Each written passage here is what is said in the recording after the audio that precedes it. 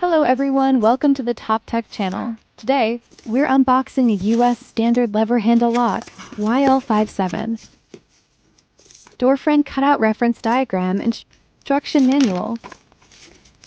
Front handle lock panel, rear panel feels substantial in hand, all constructed with a metal unibody design.